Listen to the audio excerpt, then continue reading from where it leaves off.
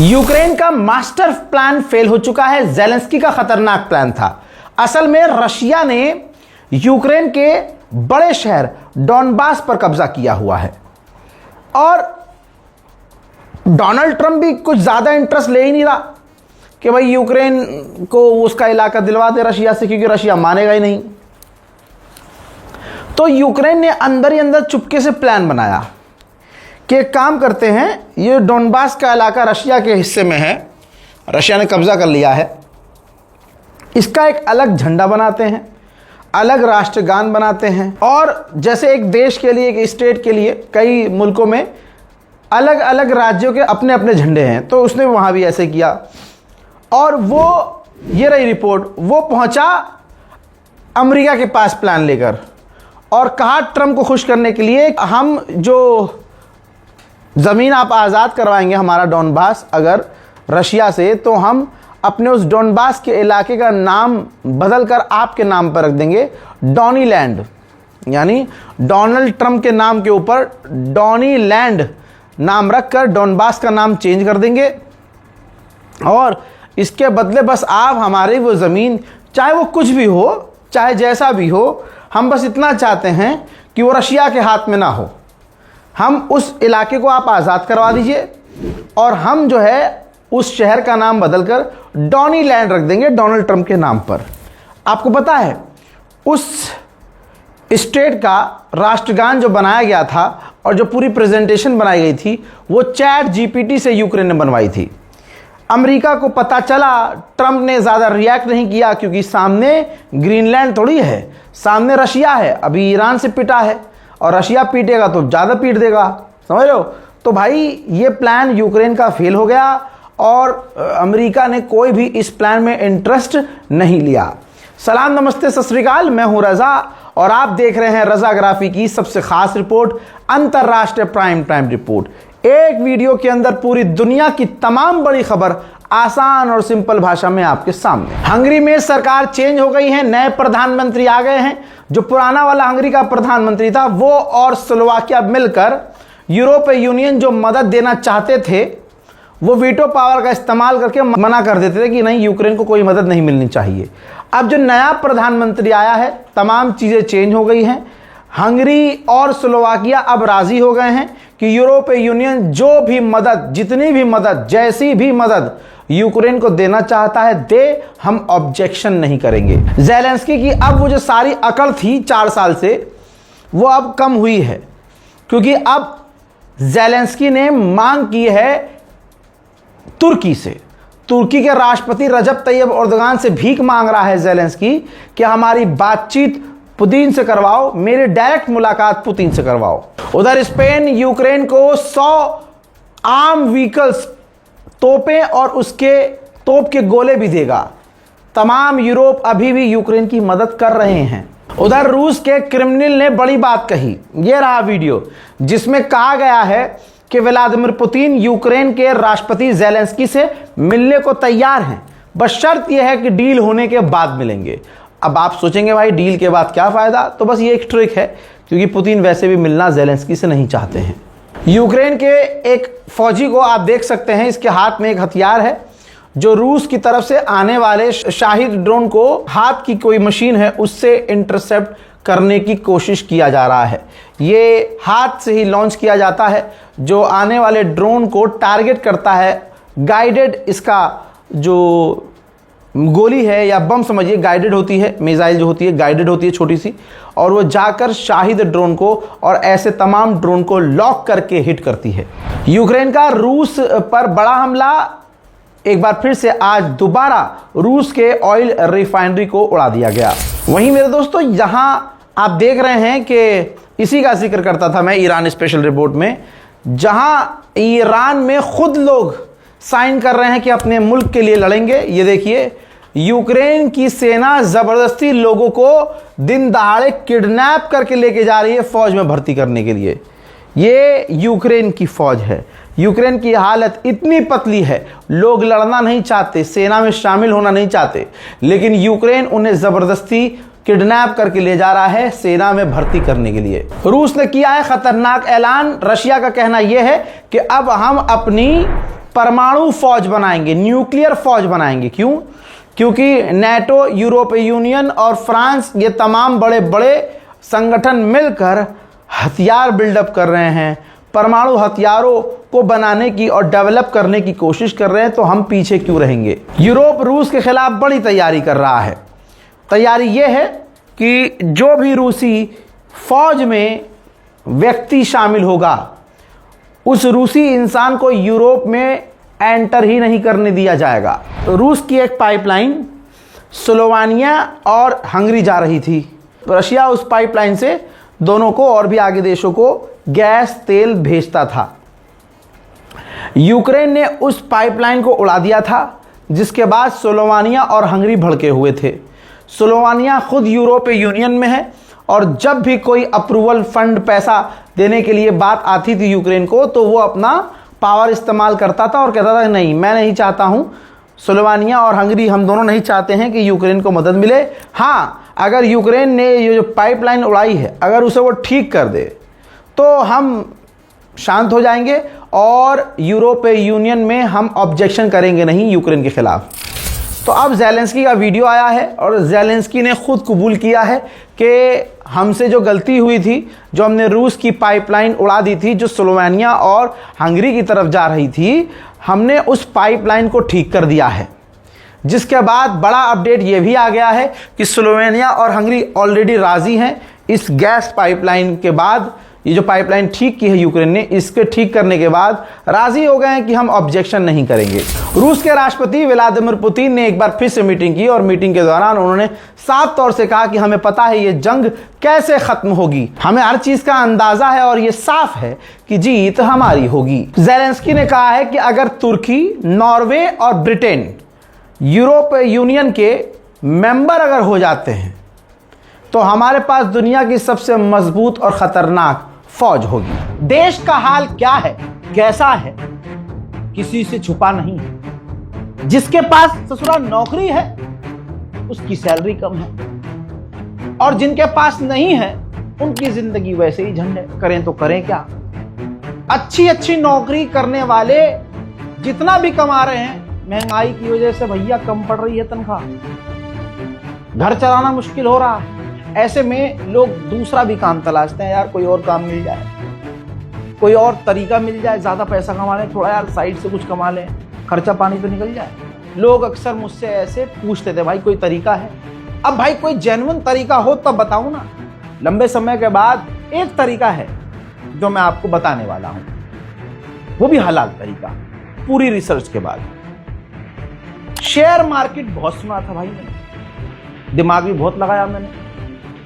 अब एक ऐप है मार्केट वॉल्फ नाम से, हलाल तरीका है दोस्तों। सबसे बड़ी बात यह है कि जो मार्केट वॉल्फ जो ऐप है, ये सेबी से रजिस्टर्ड ऐप है जो इंडिया में काफी तेजी से बढ़ रही है। सोचा आप लोगों को भी बता दूं, भैया फायदा उठा लो, कहीं देर ना हो जाए। आपके पास मोबाइल होना चाहिए और थोड़ा इतना सा दिमाग लगाना है।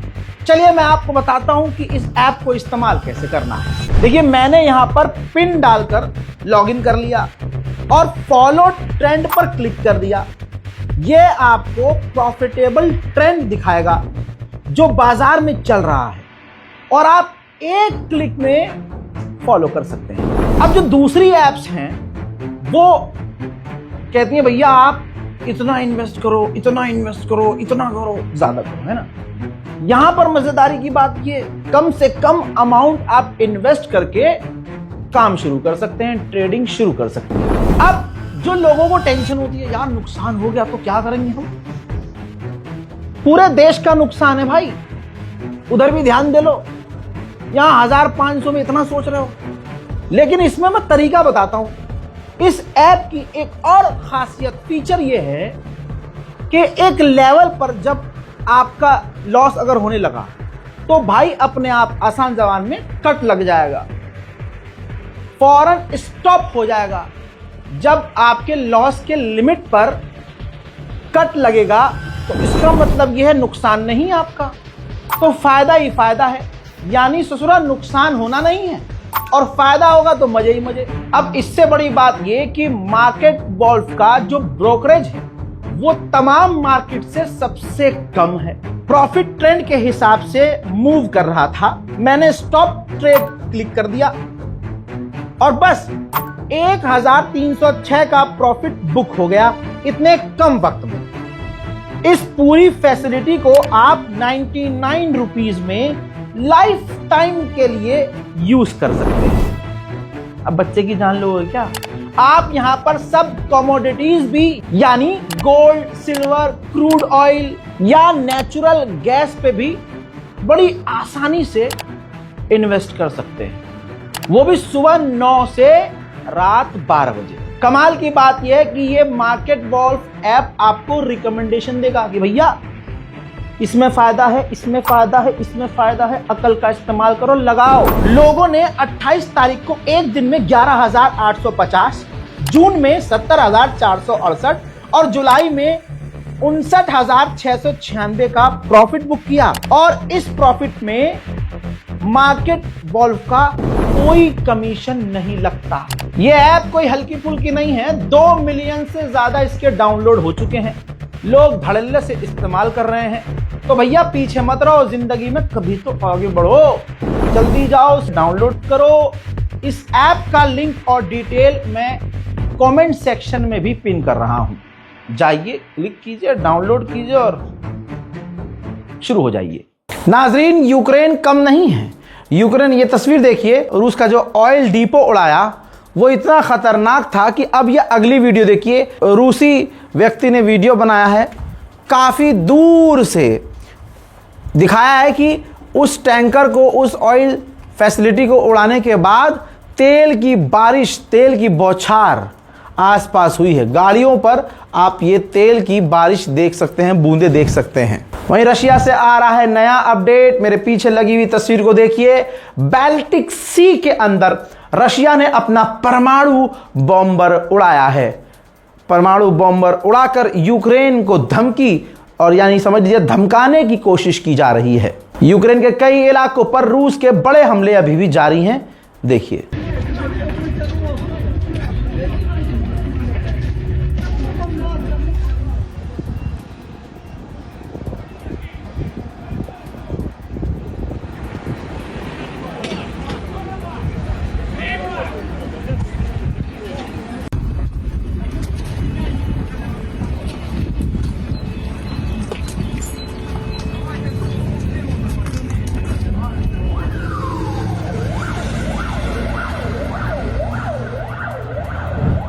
बड़ा खतरा दोस्तों अब पाकिस्तान के लिए भी है। जहां अब पाकिस्तान अपने आप को मजबूत कर रहा था, भारत भी आगे बढ़ चुका है।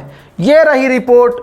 अब पाकिस्तान के लिए दिक्कत यह है कि अमेरिका से 3.5 बिलियन डॉलर की भारत ने डील की है। जो P-8I एडवांस एयरक्राफ्ट है, जो कि जासूसी के लिए होता है, बड़ी खतरनाक जासूसी करता है। और समुद्र के अंदर अगर कोई पनडुब्बी हो जो रडार पर नहीं आती, तो इस जहाज के जरिए समुद्र के सातों तह में जाकर दूर से ही जहाज सारी जानकारी दुश्मन की निकाल कर दे सकता है। अब इसके बाद पाकिस्तान को इस बात पर यकीन हो गया है कि भारत भी तेजी से समुद्र के अंदर अपनी चील की आंख बढ़ा रहा है। दोस्तों, यह है दिक्कत अब पाकिस्तान के लिए, क्योंकि पाकिस्तान ने जिस तरह से अपनी नौसेना को मजबूत किया है पिछले कुछ सालों में, इसी वजह से भारत ने भी चील की आंख अमेरिका से खरीदने की डील कर ली है। सोचिए, नेपाल की सरकार की पूरी दुनिया में तारीफ हो रही है और कहा जा रहा है ये करप्शन फ्री गवर्नमेंट है। और अब इस पर क्या कहेंगे कि नेपाल के गृह मंत्री सुदन गुरुंग का इस्तीफा हो गया है। मनी लॉन्ड्रिंग के आरोपी से संबंधों पर विवाद हुआ। 1 महीने में 2 मंत्री सरकार से बाहर। हजरात, ये तो मेरी तरफ से लग रहा है, मुझे ऐसा लग रहा है कि ये ईमानदारी है। किसी देश का गृह मंत्री ऐसे रिजाइन दे दे, ये तो हो ही नहीं सकता। हमारा वाला तो हिंदू मुसलमान खुले खुले में कर रहा है। हमारा वाला तो खुले में हिंदू, अस्पताल की बात ना, शिक्षा की बात मुसलमान की बात हो रही है। उत्तर प्रदेश के सीएम सिर्फ मुल्ला, मस्जिद, अजान, लाउड स्पीकर, नमाज, समझ रहे हैं? ये नहीं शिक्षा, रोजगार, व्यापार, ट्रेड, अच्छी सड़कें, इस पे बात नहीं कर पा रहे हैं क्योंकि अब भाजपा की औकात ही नहीं है। बहरहाल नेपाल में जो टॉप के 2 नेता ने 2 ही महीने में रिजाइन दिया है या दिलवाया गया है, ये इस बात का इशारा है कि वहां की सरकार ईमानदार है। भाई सेल्फी खींचने का कीड़ा किस लेवल पर हो सकता है? हर जगह आदमी जाता है, फोटो खींचता है। मुझे तो बड़े बुरे लगते हैं यार ऐसे लोग। और लड़कियों को क्या ही कहना, वो तो पखाने में भी जाती है, वहां भी सेल्फी ले रही होती हैं, क्या कहें महिलाओं को। लेकिन भाई एक घटना है, 2019 में 2 F-15 आपस में टकरा गए थे उड़ते हुए। भाई तब से अब तक जांच हो रही थी, मामला साउथ कोरिया का था। ये रही रिपोर्ट, पता चला है रिपोर्ट से कि उनमें से एक जहाज का पायलट उड़ते हुए फाइटर जेट उड़ा रहा है और उड़ाते उड़ाते वो सेल्फी और वीडियो रिकॉर्डिंग कर रहा था, फोटोज खींच रहा था, जिसकी वजह से वो सामने या बाजू में चलने वाले दूसरे F-15 से टकरा गया, बुरी तरह से डैमेज हुआ और लगभग कहा जा रहा है कि उस डैमेज को ठीक करने के लिए 880 मिलियन वॉन खर्च करने पड़े। आप सोच सकते हैं कि कितनी बड़ी लापरवाही थी, जिस पर अब बवाल साउथ कोरिया में शुरू हो चुका है। मेरे दोस्तों, पाकिस्तान को जबरदस्ती तरक्की के आसमान पर घसीटने वाला कोई और नहीं, चाइना है। जो काम पाकिस्तान नहीं कर सकता, चाइना करवा देता है। अब उसका एक स्पेस प्रोग्राम है, अंतरिक्ष में चाइना अपने चीनी लोगों को भेजने वाला है और उन्हीं के साथ उसने 2 पाकिस्तानियों को चूज किया है कि हम पाकिस्तानियों को भी भेजेंगे। तो उन दोनों पाकिस्तानियों को अब चीन ट्रेनिंग देगा और उसके बाद पहली बार ऐसा होने वाला है चाइना की वजह से कि अंतरिक्ष में अब पाकिस्तानी भी होंगे। अंतर्राष्ट्रीय प्राइम टाइम रिपोर्ट में ही परसों मैंने बताया था कि एक अफ्रीका के देश में जो ताइवान है उसके प्रेसिडेंट दौरा करने की तैयारी में थे, तो चाइना भड़का और चाइना ने अफ्रीका के उन तमाम देशों पर और ख़ासकर उस देश पर इतना प्रेशर डाला कि ताइवान के राष्ट्रपति का वो दौरा रद्द हो गया, जिस पर अमेरिका भड़क गया है। और अमेरिका ने कहा कि यह बर्दाश्त नहीं किया जाएगा, तुम एक देश को दबा रहे हो, डरा रहे हो, धमका रहे हो, ये बदमाशी बर्दाश्त नहीं की जाएगी। हालांकि जो बदमाशी की बात कर रहा है उसकी सारी बदमाशी ईरान ने निकाल दी है। मेरे दोस्तों, ब्रिटेन एक बेहतरीन कानून लाने वाला है और हमें देखना चाहिए कि ऐसा कानून भारत पे भी आए।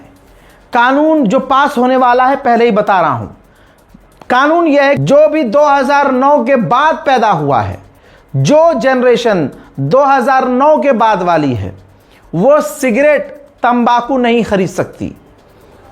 ठीक, क्योंकि नई जनरेशन गंजेड़ी, नशेड़ी, सिगरेटबाज हो रही है और नई जनरेशन बर्बाद हो रही है, ऐसा ब्रिटेन का मानना है। और मुझे लगता है कि ब्रिटेन का मानना बिल्कुल सही है।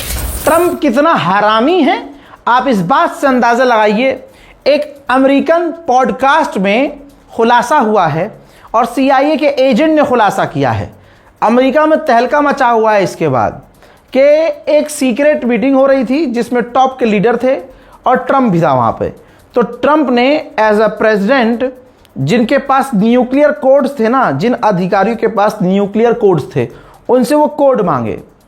और सोचिए अगर वो कोड ट्रंप को आज भी मिल जाए तो वो तो साला अपने एक ट्वीट के चक्कर में वो कोड डालकर परमाणु लॉन्च करवा दे। आप समझ रहे हो। लेकिन वहां पर हुआ ये कि इतनी हाई लेवल की मीटिंग में भी डोनाल्ड ट्रंप के मुंह पर थूक दिया अधिकारियों ने और नो कह दिया कि नहीं, हम आपको परमाणु के कोड नहीं दे सकते। अब इस खुलासे के बाद सारी दुनिया में कई तरह के सवाल खड़े हो गए हैं कि अगर उस दिन ट्रंप को परमाणु के कोड्स दे दिए जाते तो ट्रंप न जाने क्या क्या करता। ब्रिटेन की जो नई जनरेशन है उसके बारे में खुलासा हुआ है। जो ब्रिटेन की जवान पीढ़ी है, उस जवान पीढ़ी को लीजिए, उस जवान पीढ़ी की आधी भीड़ ने कह दिया है कि हम अपने मुल्क की किसी भी जंग में शामिल कभी नहीं होंगे, अपने मुल्क के लिए नहीं लड़ेंगे। आपने ध्यान दिया है? नहीं दिया होगा।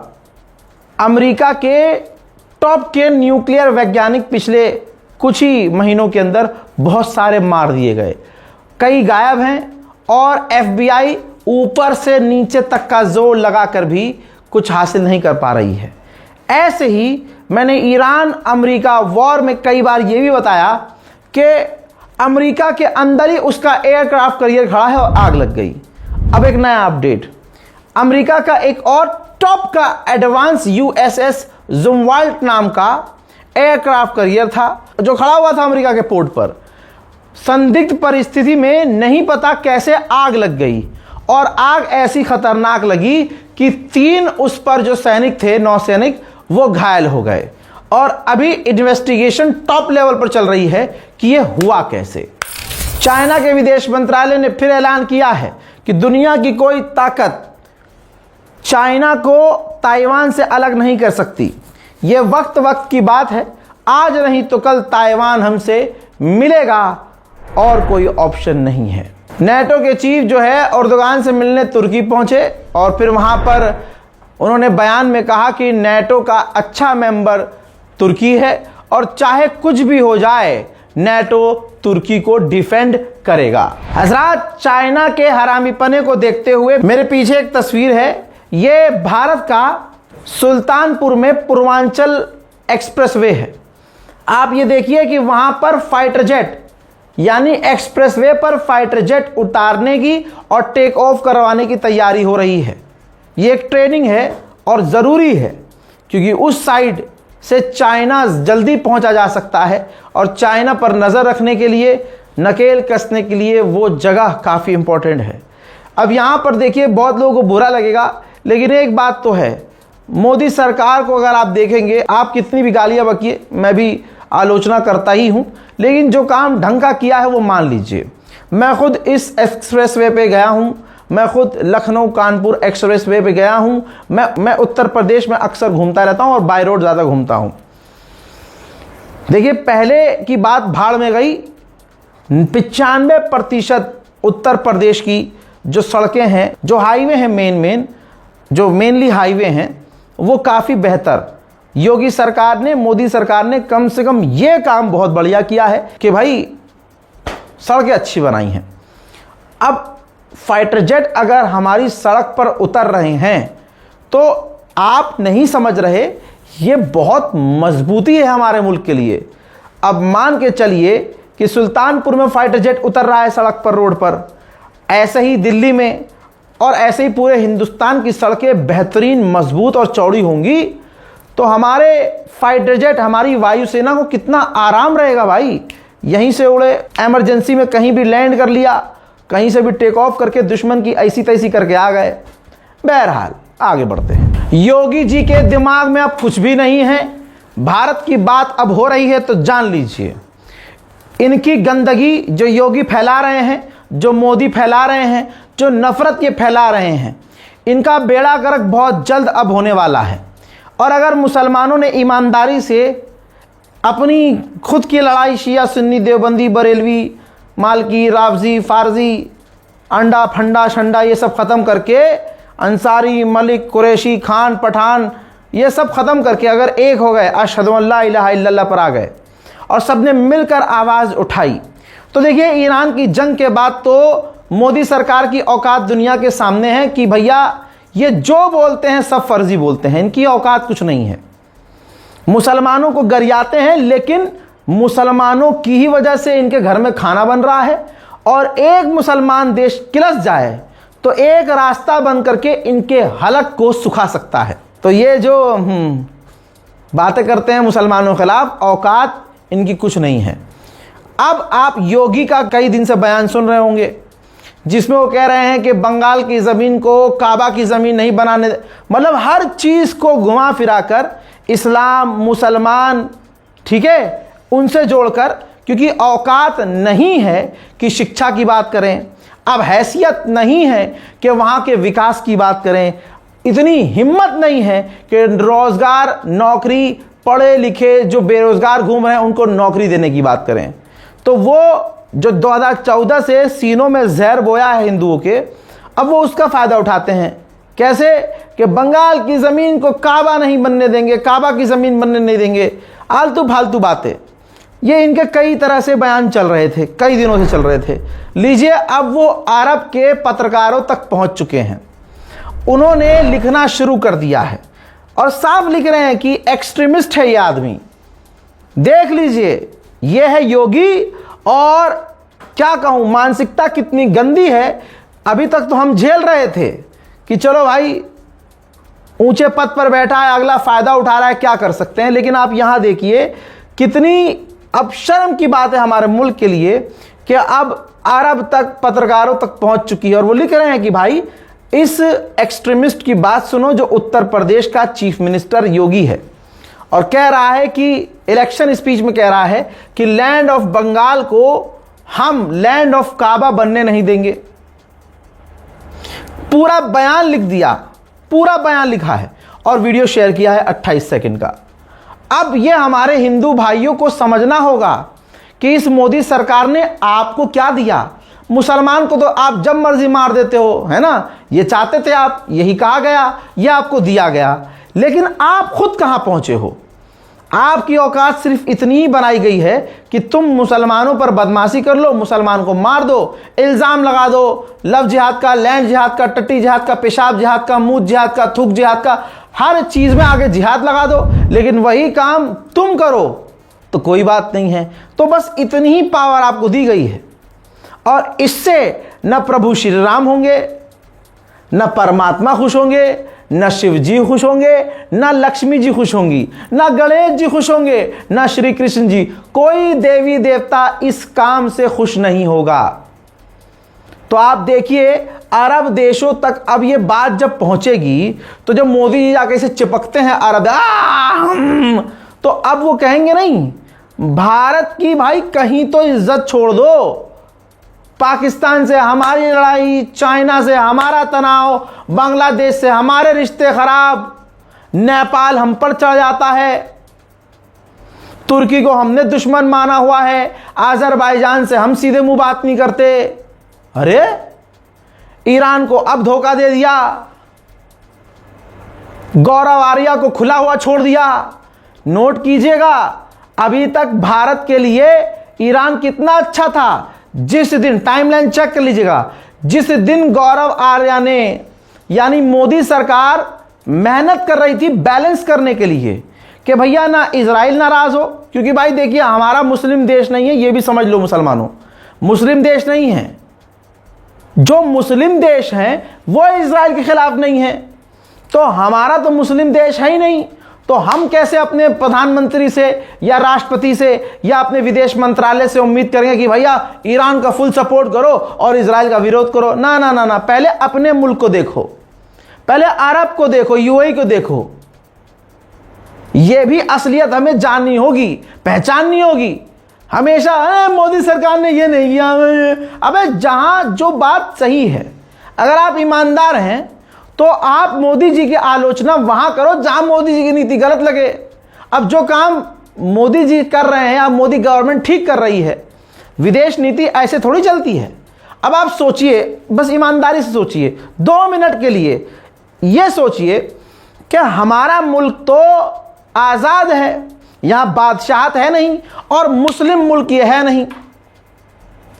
अब मुस्लिम मुल्कों पर नजर डालिए, सऊदी अरब से, जॉर्डन से, यूएई, इजिप्ट, तमाम देशों को देखिए। बताइए किसी ने ईरान का साथ दिया? तो हम अपने मुल्क से क्यों उम्मीद करें भाई?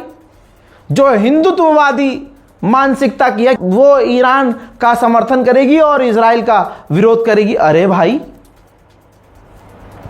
लेकिन अरब देशों के साथ मोदी जी के संबंध अच्छे हैं। अब इस गवर्नमेंट को यह सोचना चाहिए कि अगर जहरीले बयान दिए जा रहे हैं तो जिन देशों से संबंध ठीक ठाक भी हैं खराब हो जाएंगे।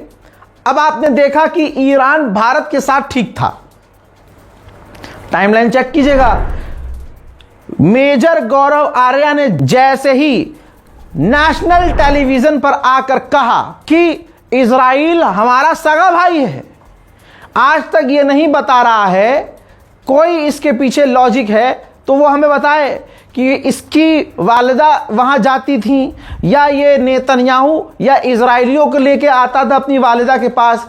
कैसे ये सगा भाई कह रहा है, हमारा हिंदू समुदाय भी साफ साफ कह रहा है कि भाई इजराइल का हम साथ नहीं देते, हम भले ही ईरान के साथ नहीं हैं लेकिन इजराइल के भी साथ नहीं हैं, ऐसे भी हमारे मुल्क में हिंदू हैं। लेकिन इसने ऐलान कर दिया। अब जब मोदी सरकार खामोश, इसकी बयान खुले कुत्ते की तरह छोड़ रखा है इसे, यह कहीं भी कुछ भी आके जहर उगल रहा है। मोदी सरकार ने ईरान के खिलाफ जहर नहीं उगला, दिमाग में बिठा लेना, इंडियन गवर्नमेंट ने ईरान के खिलाफ जहर नहीं उगला, ईरान के खिलाफ कोई काम नहीं किया, ईरान को छोड़ने का कोई भी ट्राई नहीं किया कि छोड़ दो इसे। बैलेंस किया है कि ना इजराइल हमसे दूर हो ना ईरान हमसे दूर हो। बैलेंस हमारा करना जस्टिफाइड है क्योंकि हम मुस्लिम देश है ही नहीं। जो मुल्ले देश हैं, जब वो इजराइल के साथ हैं तो भाई उस हिसाब से देखो भारत सबसे ज्यादा इजराइल के साथ होगा। फिर आइडियोलॉजी सेम सेम, समझ रहे हो, कुछ बातें नहीं बोली जाती, समझनी चाहिए। तो भाई आप मुझे ये बताओ, जब इंडियन गवर्नमेंट ने मेजर गौरव आर्या को न रोका न टोका, और मेजर गौरव आर्या लिखता है बायो में कि प्राउड है मुझे कि मोदी मुझे फॉलो करते हैं, और मोदी जी फॉलो करते हैं। अब जब अरब देशों को, ईरान को ये दिखेगा, खासकर ईरान को जब दिखा होगा, क्योंकि भाई हमारी जो हैदराबाद की एम्बेसी है उसने उस वीडियो को रीट्वीट किया और आपत्ति जताई, मोदी सरकार ने कोई सफाई नहीं दी, तब भी सफाई नहीं दी। तो आप देखिए, सरकारी और सरकार का बीजेपी का आदमी होकर जब इसने असली मानसिकता टीवी पर खोली, और फिर जब ईरान को पता चला कि अरे ये तो अपने आप को इजराइल का सगा भाई कह रहा है, उसी दिन के बाद भारत के टैंकरों पर हमला होना शुरू हुआ है। आप जिसके भी मानने वाले हैं उसका वास्ता है, जाकर टाइमलाइन चेक कीजिएगा। गोदी मीडिया क्या चला रहा था कुछ दिन पहले तक, भारत के झंडे वाला टैंकर दिन दहाड़े चौड़ में पूरी तरह से बेखौफ होकर स्ट्रेट हॉर्मुज़ से निकला, ये सब चला रहे थे ना।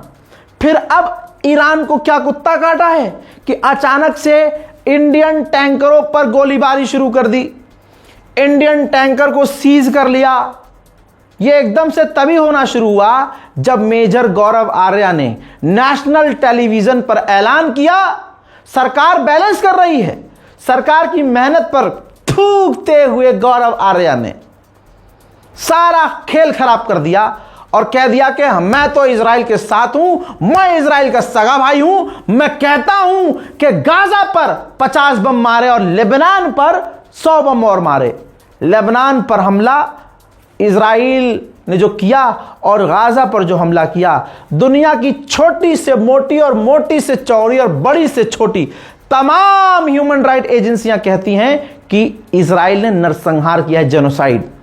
तो सरकार का आदमी मेजर सो कॉल्ड मेजर गौरव आर्या नेशनल टीवी चैनल पर खड़ा होकर कहता है कि भाई मैं जेनोसाइड का सपोर्टर हूं। ऑब्वियसली जब तुम कह रहे हो कि लेबनान पर बम मारो, वहां सिविलियंस को और मारो, 250 मरे थे, उसके बाद यह बयान दिया उसने कि और मारना चाहिए, मैं तो कहता हूं।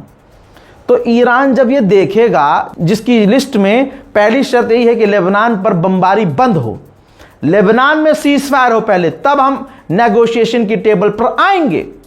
और भारत का एक सरकारी पालतू भौं-भौं करने वाला, जिसका दीवाना खुद प्रधानमंत्री मोदी है, सोचो वो जब नेशनल टीवी पर आकर ऐसी बातें कहेगा तो ईरान का रिएक्शन क्या होगा, समझे। बीजेपी पूरी तरह से नंगी हो चुकी है। यकीन यह है कि जो बीजेपी के अंधभक्त थे, मैं चैट नहीं दिखा सकता हूं, मैं अल्हम्दुलिल्लाह बहुत खुश हूं, इसलिए कि कम से कम अब हमारे हिंदू भाइयों की आंखें खुल रही हैं। एक व्यक्ति जो पिछले 4 साल से मेरी आलोचना करता था, कट्टर सनातनी, और मैं इस बात का गवाह हूं कि भाई मैंने उसके पोस्ट में उसको देखा है कि वो कितना सनातनी है। वो बेचारा मोदी भक्त इतना था, मोदी सरकार तो फ्रॉड करती है कि हम हिंदुत्व वाले हैं, अब उनको फॉलो करते करते उनसे ऊपर जाने के चक्कर में ईमानदारी से जो उनके भक्त जन हैं वो जेन्युइन हिंदू रहे, बने हिंदू कि नहीं भाई मोदी सरकार कह रही है तो हाँ हम तो अब खुल के आरती करेंगे, खुल के ये करेंगे, वो जो भी उनके दिमाग में है। लेकिन बंगाल में जो जाकर बीजेपी का चेहरा खुला है, हमारे हिंदू भाई बीजेपी वाले खुद अंधभक्त शौक में हैं। बंदा जो 4 साल से मेरी आलोचना करता था वो मुझे मैसेज करता है कि भैया हम आपकी बातों से सहमत तो नहीं करते, लेकिन आपकी कुछ कुछ बातें अब हम साबित होते देख रहे हैं। अगर हमारी किसी बात से, जो हम पिछले कई साल से आपको खाली डीएम में गालियां भेजते थे, अगर आपको मेरी उन गालियों से जाहिर से बुरा तो लगा था मुझे, उन्होंने कहा कि अगर हमारी उन गालियों से आपको ठेस पहुंचा है तो हम क्षमा प्रार्थी हैं। ये अब हिंदू जाग रहा है, ये होता है भाई। अब उनको सत्य और असत्य की पहचान हो रही है। कैसे? जो नफरती नेता है हेमंत बिस्वा, मुंह से सच निकल गया भाई। सुनना चाहते हो? देखो, कामाख्या का मंदिर में डेली 100 से ज्यादा बलि होता है मटन का, गाय का। सारी उम्र में जो इतना ही नहीं, सच ऐसे खुल रहा है परत दर परत। इधर आते हैं तो मुसलमानों की मुर्गे की दुकान भी बंद करवा देते हैं, बंद करो। कोई मछली बेच रहा होता है वो बंद करवा देते हैं। अब बीजेपी, अरे नाली के कीड़ों, जो मुसलमानों को गालियां बकता है, भाजपा के इस हरकत पे जवाब दो। वहां जाकर वो मछली खा रहे हैं। अनुराग ठाकुर को आप देख चुके हैं, मछली ऑन कैमरा ठोक कर खा रहा है अगला आदमी। और इधर जब आएगा, दिल्ली में खड़ा होगा तो कहेगा कि मांस मच्छी खाने वाले ये जीव हत्या करते हैं। अभी बकरीद आ रही, देखिएगा, अभी जो मांस मच्छी खा रहे हैं ना, जिन्होंने शराब के नशे में और भांग पीकर होली में गंध मचाई और शराब के नशे में उन्होंने खूब मटन पेला, खूब दबाकर मटन चिकन खाया, वो और जो बंगाल में जाकर मछली पाड़ रहे हैं जबरदस्त तरीके से, वो बकरीद से 3 दिन पहले, हफ्ता भर पहले ज्ञान पेलना शुरू कर देंगे। अरे वो भी तो जीव हैं, जीव हत्या पाप है। अब जीव हत्या पाप नहीं है, अब नफरती इनका गोलू हेमंत बिस्वा भाई, इनका नेता स्टेज से माइक में मुंह घुसा कर कह रहा है कि मैं दीदी को चैलेंज करता है कि दीदी मैं तुम्हारे घर आएगा, तुम्हारी टेबल पे बैठेगा, फिर देखता है मैं तुमसे 1 किलो ज्यादा मांस खाएगा, 1 किलो ज्यादा मांस खाएगा। और दीदी कहती है कि बीजेपी अगर आएगी बंगाल में तो मांस मच्छी बंद कर देगी, लेकिन ऐसा नहीं होगा, मैं खुद खाएगा। देखिए, बेशर्मी का अगर कोई आइकन है तो बीजेपी को वेस्ट बंगाल में आप देख लीजिए। क्या बोलते हैं कि बीजेपी आने से पश्चिम बांग्ला में मांस और मांस बंद हो जाएगा। अरे भैया, असम में बीजेपी का सरकार ही है। असम का सब लोग मांस और मांस दिल लगा के खाते हैं, दिल लगा के खाते हैं। मैं दीदी को बोलता हूं, दीदी आप एक दिन मेरा घर में आ जाइए, नहीं तो मैं आपका घर में जाऊंगा, टेबल में बैठ के दोनों मांस खाने का कंपटीशन करूंगा। आप भी खाए जाओ, रो इलिस आप भी खाते जाओ, मैं भी खाते जाऊंगा। लास्ट में मैं आपसे 1 केजी ज्यादा ही मांस खा जाऊंगा, 1 केजी ज्यादा ही मांस खा जाऊंगा। भाइयों और बहनों, दीदी मुद्दे का बात नहीं बोलते हैं, दीदी काम का बात नहीं बोलते हैं। याद रखिएगा, एक ना एक दिन प्रभु श्री राम तुम सबको सजा देंगे, जिन जिन लोगों ने जुल्म किया है हिंदुत्व के नाम पर। देख लो, एक समय ये पत्रकार हुआ करता था, कुत्ते की तरह उछल उछल कर पत्रकारिता करता था। जो भी भंडारी है, जैसा भी भंडारी है, ये भंडारी बताया जाता है इसका नाम, लेकिन आपने देखा जरूर होगा। अब ये बीजेपी की रैलियों में इसकी औकात यही रह गई है कि ये कुर्सियां सीधी कर रहा है। ये है असलियत, ये है भविष्य। आज भी मैं हिंदू भाइयों से कहना चाहता हूं कि मेहरबानी करके नफरत का चश्मा उतार कर एक बार तुम इनकी हरकतों को देखो और गहरी चिंतन में जाओ और ठंडे दिमाग से सोचो कि तुम्हें बेवकूफ बना कौन रहा है। बीजेपी का एक और क्यूट नेता है, जाहिर सी बात है हर आदमी नफरती नहीं होता, ये भी आदमी नफरती नहीं है। ज़रा इनका एक वीडियो देखिए, और ये तेमजेम इमना एलोंग जो है, इन्होंने जो टाइटल लिखा है ना, कैप्शन, वो पढ़िए। वीडियो तो 4-5 सेकंड का है जिसमें नॉनवेज खा रहे हैं। ऊपर लिखा क्या है, Mamata Didi I am in BJP and a non vegetarian by hobby. जो हिंदू संगठन और हिंदुत्ववादी आतंकवादी संगठन गरीब मुसलमानों की दुकानें बंद करवा देते हैं। अरे अंडा, अरे अरे अरे यहां नवरात्र चल रहे हैं तो अंडा में, अरे हम तो फटीचर है, लाचार है, गरीब है, हमारी नौकरी लगी नहीं, तू रोजगार कर रहा है ना, तेरा नहीं चलने देंगे, हिंदू करे जो करे, तेरा नहीं। ये उनके मन की बात होती है। अब उन सबकी औकात देखो, गायब हैं। उनके बाप में, उनके बाप के बाप में इतना दम नहीं है कि सोशल मीडिया पर इसके खिलाफ लिख भी दें कि भाई इधर वेस्ट बंगाल में तो खुद ये नॉनवेज पेल रहे हैं। बीजेपी का नेता कह रहा है कि मैडम ममता दीदी मैं प्राउड नॉन वेजिटेरियन हूं, और यही जब इधर आते हैं तो कहते हैं जीव हत्या पाप है, राम राम जय श्री राम। अरे धन्यवाद करो प्रभु का मेरे हिंदू भाइयों, प्रभु श्री राम की यही तो लीला है। जो यहां तुम्हें लाल दिख रहा है वो वेस्ट बंगाल में जाकर पीला है, समझ रहे हो? दो चेहरे, मैं कहता हूं ना डबल इंजन की नहीं, डबल फेस सरकार है। उधर भाई क्या कहें, उम्मीद की किरण कहीं ना कहीं नजर आती है तो दिल खुश हो जाता है। यूपी में बेवजह मदरसों की जांच पर इलाहाबाद हाईकोर्ट सख्त हुआ है। योगी सरकार और एटीएस को तलब किया है। बस दुआ अब यह है कि योगी जी जज पर न भड़क जाएं और जज कहीं इधर उधर न हो जाए। मतलब ऐसा तो होता ही है, हमने बॉलीवुड की फिल्में और बीजेपी का इतिहास देखा है, या तो जज ही गायब हो जाता है या जज ट्रांसफर हो जाता है। उधर बात अब सच होती नजर आ रही है। खबर इंटरनेशनल लेवल की है।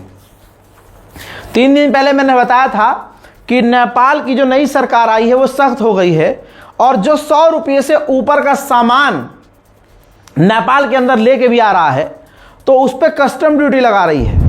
तो जरा इस वीडियो को देखिए। भाई औरतों के साथ बदतमीजी हो रही है। जो औरतें नेपाल में अब जा रही हैं, क्योंकि नेपाल और भारत बिल्कुल ऐसा है, बॉर्डर पहले तो सख्त थे ही नहीं, अब ऐसी सख्ती कर दी गई है, उनके सामान थैलियां फाड़ी जा रही हैं। कोई तेल भी लेके जा रहा है खाने वाला तो तेल निकाल के फेंका जा रहा है। कोई सस्ता सामान भारत में मिलता है, यहां तक कि केला भी नहीं ले जाने दिया जा रहा है। केला हो, सब्जी हो, कोई सामान हो, कोई, और सख्ती इतनी कर दी गई है कि भैया क्या ही कहें। शुरुआत में हमें लगा कि नहीं ऐसा नहीं है, और अब ने भी ये रिपोर्ट किया कि भाई ऐसा नहीं है, लेकिन वो खबर हमारी सही थी क्योंकि पासपोर्ट नहीं मांगा जा रहा है। लेकिन सख्ती इतनी कर दी गई है कि महिलाओं का बैग भी पुरुष चेक कर रहे हैं, साजो सामान चेक कर रहे हैं कि भैया चप्पल, जूता, तेल, कुछ भी नेपाल के अंदर ले जाने नहीं दिया जा रहा है। माननीय एनएसए अजीत डोभाल का वो बयान मेरे दिमाग में आज फिर से आ गया कि मुसलमान इस देश का सच्चा नागरिक है, और दुश्मन ने हमारे मुल्क में हिंदुओं को ज्यादा हायर किया है देश से गद्दारी करने के लिए। तो ये जो हिंदू समुदाय उछलता कूदता है कि देखो मुसलमान आतंकवादी, ना, आतंकवादी मुसलमान नहीं होता। पहली बात, आतंकवाद का कोई मजहब नहीं होता। दूसरी बात, मुसलमान नहीं हिंदू आतंकवादी होता है। पिछले तमाम रिकॉर्ड उठाकर देख लीजिए। अब प्रेस ट्रस्ट ऑफ इंडिया ने यह खबर डाली है, हिंदू हैं इसलिए इन दोनों का मुंह छुपा दिया गया है। पहला है विवेक बंजारा, जो कि ग्वालियर एमपी का रहने वाला है। दूसरा है राजवीर, ये भी ग्वालियर का रहने वाला है। ये दोनों गिरफ्तार हुए हैं। खबर यह है कि ये दिल्ली में ग्रेनेड अटैक करना चाह रहे थे। दिल्ली के अंदर ये आतंकी हमला करना चाह रहे थे और ISI, Pakistan based gangster ISI Shahzad Bhatti के ये अंडर काम कर रहे थे, दिल्ली को दहलाने की कोशिश कर रहे थे। उम्र भी आप देखिए, राजवीर की सिर्फ 21 साल और बंजारा की सिर्फ 19 साल, दोनों ही मध्य प्रदेश ग्वालियर के रहने वाले थे। भाई साहब, स्पेशल सेल ने गिरफ्तार किया है। सोचिए, अगर हमारी एटीएस, हमारी सिक्योरिटी टीम, हमारी दिल्ली पुलिस, हमारी मध्य प्रदेश पुलिस जरा सी भी चूक करती तो देश में ये कितने हादसे करते। पहलगांव अटैक पर कल बहुत सारे सुअर भौंक रहे थे, मुसलमान पहलगांव अटैक में कहां गए थे। सुनो, तुम हिंदू मुसलमान कर रहे थे और मुसलमान कश्मीर का सड़कों पर उतरा हुआ था। कश्मीर के मुसलमानों को मैंने इन आंखों से रोता हुआ देखा है पहलगांव आतंकी हमले के बाद। मैंने कश्मीर के मुसलमानों को पाकिस्तान को गालियां बकते हुए देखा है, इन्हीं आंखों से, इन्हीं कानों से सुना है। तुम्हें तो सिर्फ नफरत फैलानी है और असली गद्दार हिंदू निकल रहे हैं, मुसलमान नहीं। बॉलीवुड की फिल्मों में यह मैं पिछले 10 साल से नोटिस कर रहा हूं, जब से थोड़ा दिमाग चलाना शुरू किया है। लेकिन मुसलमान बेगैरत है, कहां बोलेगा, उसको अपनी नहारी से मतलब है, बस उसके प्लेट में क्या है उससे मतलब है। प्लेट के इर्द गिर्द टट्टी पड़ी हो उससे फर्क नहीं पड़ता। यह मुसलमानों की कड़वी सच्चाई है। हमें फर्क नहीं पड़ता किसी मुसलमान के साथ क्या हो रहा है, जब तक हमें तकलीफ नहीं होगी हम नहीं बोलेंगे। सच्चाई है नहीं है। आपने बॉलीवुड की फिल्मों में आज भी नोटिस नहीं किया होगा कि जब कोई गुंडा दिखाया जाता है, आतंकी दिखाया जाता है या कोई गलत काम करने वाला दिखाया जाता है तो वो मुसलमान दिखाया जाता है। हाँ, थोड़ा सा अब चेंज हुआ है, अब वो काजल, ऐसा साफा, समझ लो, कुर्ता नहीं दिखाएंगे। अब थोड़ा सा चेंज हो गया है, दिखेगा बिल्कुल एडवांस नहीं, जीन्स शर्ट पहनने वाला, हीरो दिखने वाला, लेकिन मुसलमान होगा नाम उसका। और खासकर आपने वीडियोस में, फिल्म में, सीरीज में, चाहे नेटफ्लिक्स पर हो, अमेजॉन प्राइम पर हो, कहीं भी हो, आगे जो फिल्में नहीं आ रही हैं उसमें आपने देखा है जब गुंडे को दिखाया जाता है कि गुंडा किस इलाके में रहता है, तो दिल्ली की जामा मस्जिद दिखाई जाती है, वहां से ड्रोन फुटेज होता है, फिर गुंडा भाग रहा होता है, दिल्ली 6 की गलियों में भाग रहा होता है। दिल्ली 6 के जिम्मेदारान काहे के कद्दू के जिम्मेदारान हैं? तुम्हारे इलाके में शूटिंग हो रही है, तुम होने क्यों दे रहे हो? पहली तो बात ये बताओ। अरे हमारे कैफे का नाम हो जाएगा, अरे हमारे इलाके का दिल्ली 6 का नाम होगा, हमारे यहाँ। अरे जाहिलो, तुम्हारे यहाँ शूट करके, तुम्हारे छाती पर शूट करके फिल्म, तुम्हारे मुसलमानों का गलत कैरेक्टर दिखाया जा रहा है फिल्म में, तुम देखते नहीं क्या? कभी भी अब आज के बाद जब ये रजा कह रहा है ना, तब आप नोटिस कर लीजिएगा, मुसलमान आतंकी, गुंडा, किडनैपर कोई भी दिखाया जाएगा तो उसकी रिहाइश किसी कमरे में, किसी छत पर दिखाया जाएगा कि दिल्ली जामा मस्जिद के इलाके का। समझ रहे हो आप? लेकिन असलियत क्या है ये देखिए, दोनों हिंदू। अब वो जो मीम लगाते थे हैं कि देश के बाहर का नहीं, देश के अंदर का, ये है अंदर के। अब योगी आदित्यनाथ के मुंह में इतना दम है तो बोल कर दिखाएं, जबान खुले तो सही। अब मोदी जी कहें कपड़े से पहचाने जा सकते हैं। आइए, अब न्यायपालिका पर सवाल क्यों उठता है, इसकी एक तस्वीर समझ लीजिए। यह रही खबर न्यूज़ 24 की। परिवार के साथ भागेश्वर धाम पहुंचे पूर्व सीजीआई बीआर गवई, जिनके लिए बाबा इतने जरूरी हैं। और वो बाबा कैसा है और उसकी मानसिकता पर लब्बैक कहने वाला, उनकी मानसिकता को अपनाने वाला पूर्व सीजीआई था। तो वो अभी थोड़ी ना हुआ होगा, वो तो जब सीजीआई होंगे तब भी ना, तब भी इनके फैन रहे होंगे, इनके भक्त रहे होंगे। तो आप सोचिए, वो सीजीआई थे, अब इनके अंडर मुसलमानों को या दूसरों को क्या ही इंसाफ मिला होगा। अब बिजनौर का मामला सुन लीजिए, बिजनौर का मामला सुनिए, बहुत जरूरी है। भाई आपकी स्क्रीन पर मैंने चेहरा ब्लर कर दिया है। उत्तर प्रदेश बिजनौर का मामला है। मुस्लिम लड़की कशिश और उसका बॉयफ्रेंड हिंदू जिसका नाम राहुल था। दोनों एक दूसरे से प्यार करते थे और रिलेशनशिप में थे 4 साल से। माँ बाप को, जो कशिश के माँ बाप थे, उनको जाहिर सी बात है ये रिश्ता पसंद नहीं था। शादी के लिए मना कर दिया था, लड़की पीछे हट गई थी कि भैया अम्मी अब्बू नहीं मान रहे हैं। राहुल कशिश के घर पहुंचा और उससे कहा कि मुझसे शादी करो। उसने मना कर दिया कि मैं नहीं करूंगी। माँ बाप को मारिए गोली। आजकल तो लड़कियां खुद ही पीछे हट जाती हैं, मजा लेके पीछे हट गई। लड़के भी ऐसे होते हैं, लड़कियां भी आजकल की ऐसी हैं भाई, जेनजी जनरेशन है। जब कशिश ने मना कर दिया कि मैं शादी नहीं करूंगी, तो राहुल ने कशिश को चाकू से गोद कर कत्ल कर दिया। ठीक है। 1 साल पहले राहुल कशिश को हरिद्वार लेकर गया था।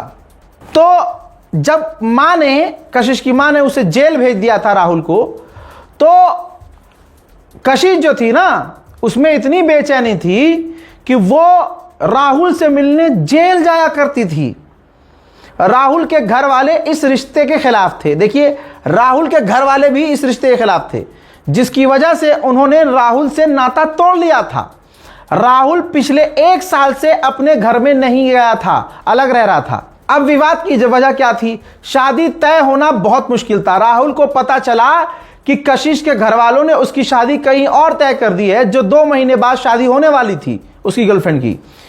फिर दूसरा मामला है, पॉइंट यह है कि कर्ज का मामला था। राहुल ब्याज पर पैसे देने का काम करता था। कशिश के पिता ने राहुल से काफी पहले पैसे उधार लिए थे। पैसों की वसूली के सिलसिले में घर में आने जाने के दौरान राहुल और कशिश की दोस्ती प्यार में बदल गई थी। यह भी पॉइंट पे आप समझ लीजिए। इस पॉइंट पर आपको क्या समझ में आया कि भाई जो राहुल था उस मुस्लिम घर में कैसे आना जाना कर पाया? क्योंकि भाई वो देता था पैसा ब्याज पर, और कशिश के अब्बा जो हैं उससे उधार लिए थे। तो वो अपना उधार लेने के बहाने राहुल जब आना जाना घर में होता है तो कशिश जो एक नाबालिग थी उसको पटा लेता है। क्या इसमें राहुल की सारी गलती होगी? वो नाबालिग थी तो क्या उसका दिमाग नहीं था? हैं? बोल दूंगा तो बुरा लग जाएगा भाई साहब, बहुत खतरनाक वर्ड है, बोलूंगा नहीं क्योंकि वो बेचारी है भी नहीं। और क्या बेचारी, आप सोचिए, अभी जिंदगी में कुछ किया नहीं है, ठीक से उगी नहीं है, लेकिन राहुल की जगह रिजवान भी होता तब भी तो गलत होता। खैर, यहां सेटिंग हो गई उनकी, यह वजह है। आप आज देखिए, चाहे हिंदू हो मुस्लिम हो, आज जो बेगैरत परिवार हो चुका है, बाप बेगैरत हो चुका है, माएँ बेगैरत हो चुकी हैं, भाई जलील हो चुके हैं। अपने घर में बाहर के लड़कों को किसी न किसी बहाने से आने दोगे तो आज नहीं तो कल ऐसा ही होगा। बात हिंदू मुसलमान की नहीं है। अब आप देखिए लड़की के घर वालों की हरकत।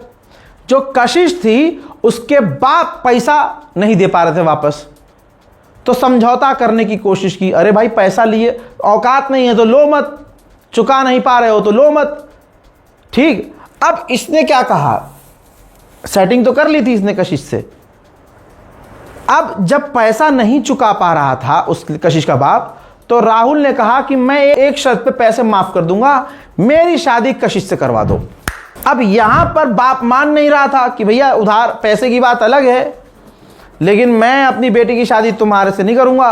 और राहुल के घर वाले भी तो राहुल को छोड़ चुके थे इसी बात पर कि हमें यह रिश्ता मंजूर नहीं है। ऐसा नहीं है कि वो मर गई तो यह नहीं कहूंगा कि उसकी गलती नहीं थी, गलती थी। दुनिया में क्या हो रहा है अकल नहीं थी, लेकिन प्यार में बाजी पड़ गई थी। समझ रहे हो, प्यार में पड़ गई थी। मुल्क में क्या चल रहा है, मोहल्ले में क्या चल रहा है, माहौल क्या है, घर में खाने के लिए पैसा नहीं है, मेरे बाप ने जिस लड़के से उधार लिया है दूसरे मजहब का है, लेकिन खुजली इतनी थी कि नहीं भाई साहब, उसे मुझे प्यार। और वही प्यार का खौफनाक अंत ये हुआ कि राहुल प्यार में अंधा था। उसके बाप ने, लड़की के बाप ने शादी कहीं और तय कर दी। 2 महीने बाद शादी होनी थी। शायद बाद में लड़की को समझ में आ गया था, लड़की ने राहुल से शादी करने को इनकार कर दिया।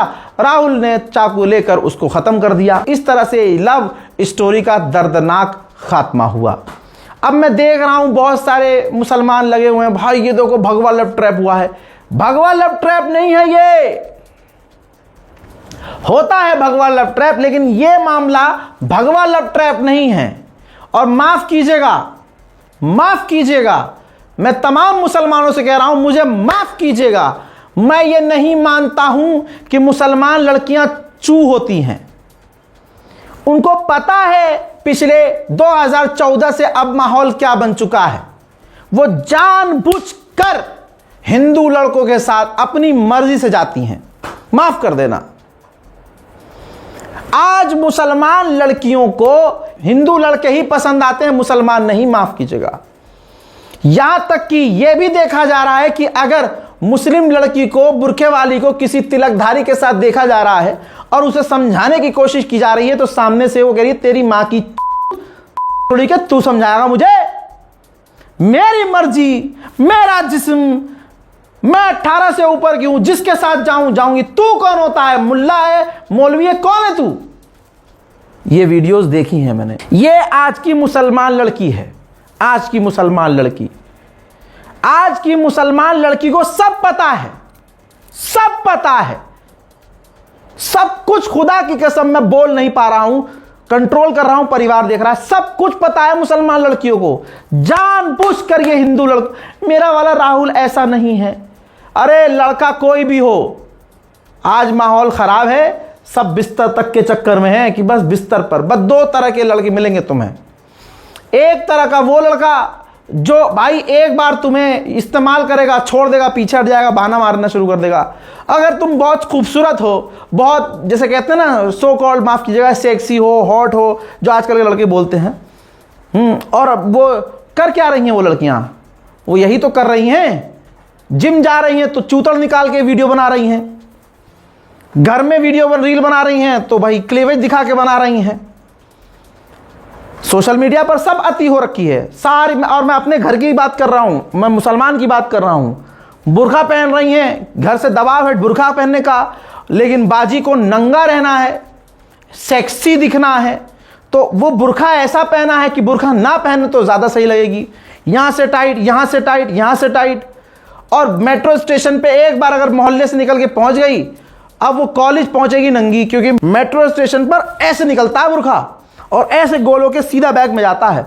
और फिर आप नीचे से ऊपर देखो, ओहो हो, एक गैर मुस्लिम लड़की जा रही होगी ना, तो वो फिर भी सही लगेगी। और आज की मुसलमान लड़की, हवा की बेटी, किसी वहश्या से कम नहीं लगेगी। अब ये वहश्यागिरी चल रहा है।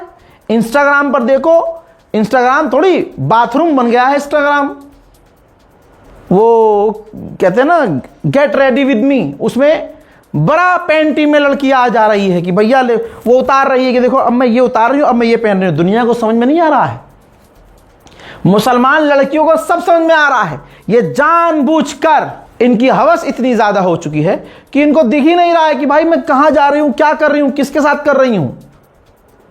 मैं तो भाई इस्लाम के उससे नहीं कह रहा हूं, मैं तो ये कह रहा हूं तुम्हें बॉयफ्रेंड बनाना है, अरे भाई तो तुम दीन में रहो, अपने इस्लाम, अपने मजहब के लड़के को देखो। लव मैरिज करनी है ना तुम्हें, मुसलमान लड़के बहुत हैं, बेरोजगार भी बहुत हैं। तुम्हें बॉडी बिल्डर चाहिए, बेरोजगार मिल जाएगा तुम्हें बॉडी बिल्डर। और भाई थोड़ा ज्यादा मेहनत कर लोगी तो तुम्हें हो सकता है। और लड़कों की कमी है हिंदुस्तान में, मुसलमानों में लड़कियों की कमी है? नहीं है कमी नहीं है, लेकिन हमारी कौम की लड़कियों को हिंदू के साथ रहना है। यह आज की सच्चाई है, सबको पता है चल क्या रहा है, खबरों में दिख नहीं रहा। भगवा लव ट्रैप सुना नहीं होगा, सब सुना है। इंस्टाग्राम पर, ट्विटर पर वो है नहीं है हमारी बहनें, लेकिन उनको हिंदू ही पसंद है। तो हम क्या करें भाई, कोई भगवा लव ट्रैप नहीं है। जहां चल रहा है, जो है मामला वो भगवा होगा। लेकिन यहां तो भाई दूसरा ये मामला, 4-4 साल से रिलेशनशिप में, नाबालिग है लड़की। और इसमें सबसे बड़ी गलती इनके माँ बाप की है। माँ बाप को पता नहीं है कि वो इंस्टाग्राम चला रही है, माँ बाप को पता नहीं है वो सोशल मीडिया पर है। माँ बाप पूछ नहीं सकते तुम किससे बात कर रही हो, कहां जा रही हो। गरीबी इतनी ज्यादा है। मैं अपने वकील साहब के साथ ज्यादातर रहता हूं, तो बता रहे थे एक मामला ऐसा आया कि भाई लड़की एक ही घर में रहती है, एक गरीब है, एक कमरा है, एक कमरे में बात हो रही है, रात रात भर एक ही कमरे में अपने जो बॉयफ्रेंड से बात कर रही है, तो ये कैसे पॉसिबल है कि मां को नहीं पता होगा, बहन को नहीं पता होगा? एक ही कमरा है, किराए पर रह रही हैं और वो अपने बॉयफ्रेंड से बात कर रही है पूरी रात, तो कोई सुन नहीं रहा है। छत वत पे जाने का कोई ऑप्शन नहीं, क्योंकि वो कमरा है, फ्लैट है, फर्स्ट फ्लोर ले रखा है, उस पर एक कमरा है, लेटरिन बाथरूम है। तो भाई सबको पता है। हमारे ही वकील साहब ने 10 मैटर बता दिए कि भाई अब तो ये और चल रहा है कि माएँ कह दे रही है अब बेटा अपने आप लड़का पटा लो, क्योंकि ऐसे तो दहेज देना पड़ेगा, बिना दहेज वाला कोई मिल नहीं रहा है। और लड़के भी इतने हरामी, उन्हें भी चाहिए दहेज में थार। सच्चाई सुनते जाओ। आज जब ये बात आई है तो सच्चाई पूरी सुनो। तो माओ ने कह जानबूझ के ढील दे देती हैं। अच्छा, वो अम्मा से कह दिया अम्मी कंपनी में काम करता है, अम्मी कंपनी में बिजनेस है, बिजनेस खुद की दुकान है, जाफराबाद में खुद की दुकान है, सीलमपुर में तो खुद की दुकान है इनकी, और मुंबई से माल लेने खुद जाता है अम्मी, चाइना से माल आता है। अच्छा अच्छा अच्छा, कर। और फिर जब वो अपने अम्मा से बात कराएगी तो अम्मा नखरे करेगी, नहीं यहाँ नहीं भैया, हम तो ऐसे घर के ना है भैया, हमारे ना होती शादी, ऐसा हमारे लव मैरिज पम मैरिज ना होती, ना हम नहीं करें। सख्ती दिखाएगी। सामने वाला लड़का क्या कहेगा कि अरे मम्मी अम्मी खाला जो भी मैं आपको बोलूँ, 1 रुपया भी नहीं चाहिए, 2 जोड़ी कपड़े में भेज देना, वो कपड़े भी मैं ही भेजूँगा, मुझे शादी बस। ये सब भाई दुनिया, कभी कभी मुझे एहसास होता है कि भाई रहने लायक नहीं है दुनिया भाई साहब, हर जगह फर्जीवाड़ा। तो दोस्तों अपनी बहनों पर, मैं खास भाड़ में जाए ये सब, मैं तो माँ बाप से कह रहा हूँ, बुजुर्ग घर वालों से कह रहा हूँ। और अगर कोई बहन देख रही है, कोई लड़की देख रही है, तो मैं उससे कहूँगा कि थोड़ा सोच समझ के। मैं ये नहीं कह रहा हूँ, देखो मैं फिर से कह रहा हूँ, मैं कुरान, दीन, हदीस, मौलाना, इन सब की बातों को किनारे करके तुम्हारे ही सर्कल का होते हुए बोल रहा हूं। यह समझो तुम्हारा दोस्त, तुम्हारा अच्छा चाहने वाला तुम्हें समझा रहा है कि देखो जो करना है करो, लेकिन उसकी एक रेड लाइन बना लो कि भाई हमें दूसरे समुदाय, हिंदू समुदाय, ईसाइयों से रिश्ते नहीं बनाने हैं भाई, माहौल नहीं है वो। और जिसने बनाए हैं उनकी हरकत देख लो, उनकी जिंदगी में अजाब देख लो, परेशानी देख लो। तुम्हें तड़प है दिल में बॉयफ्रेंड बनाने की, शादी करने की, या घूमने फिरने की, दोस्त बनाने की, ठीक है भाई, तुम्हें बनाने भी हैं तो मुसलमान लड़के देखो, उधर मत जाओ, वहां से यू टर्न का रास्ता नहीं है। फिलहाल के इस रिपोर्ट में इतना ही। और फिर से कह रहा हूं, याद रखिएगा मार्केट वॉल्व के बारे में जो बताया है। 2 मिलियन से ज्यादा लोग इस्तेमाल कर रहे हैं, यूज कर रहे हैं, और लोग दिन प्रतिदिन डाउनलोड कर रहे हैं। समय हाथ से ना निकल जाए, जिंदगी बहुत कम मौका देती है, तो इस्तेमाल कीजिए, टेस्ट कीजिए, ट्राई कीजिए मार्केट वॉल्व को। डाउनलोड लिंक मैंने डिस्क्रिप्शन में भी डाल दिया है और कमेंट में भी पिन कर दिया है। वस्सलाम, जय हिंद।